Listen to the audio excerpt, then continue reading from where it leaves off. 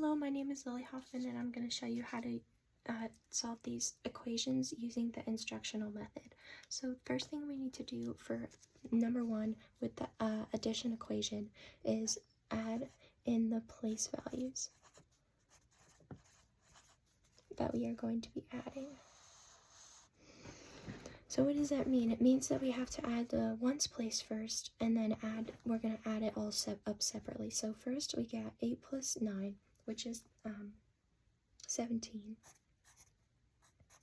And then 20 plus 30, which is 50.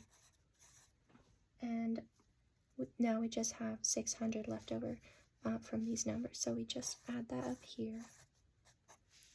So 7 plus 0 is 7, and then 5 plus 1 is 6. And then just pull down the 6 that was left over, and that's how you use the instructional method for the first equation here. That would be the answer.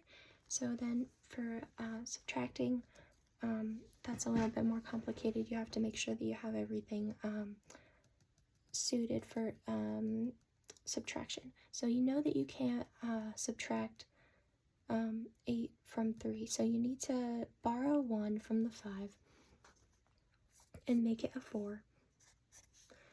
And that one, when you take 1 from the 5 and give it to the 13, to the 3, you make it a 13.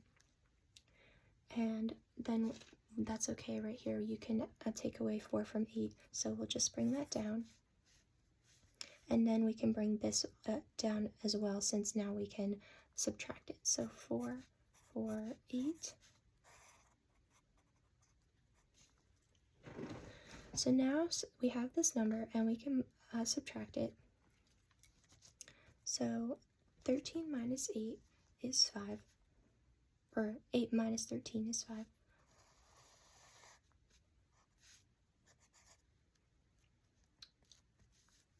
And we need to add the place values just like we did here. So we have 10 and then hundreds. Tens, hundreds, when we are subtracting, so that when we can add it all up, we're able to do it nicely there then. So now we have 5, and then 40 minus 40 is 0, so we can just put the 0 there. And then 800 minus 400 is 400, so we will add that there. And now 5 plus 0 is 5, and there's nothing in this place, in the tens place, and nothing else to subtract from to add from the hundreds place, so we just put the 4 down there, and that gives us the answer of 405. And now for question 3, we have 507 times 6. So we need to do the same thing. It's a little bit simpler with the multiplication. We just add the values, place values here. And first thing we need to do is multiply what's in the ones place. So 6 times 7 is 42. And then 6 times 0 is 0. And 5 times 6,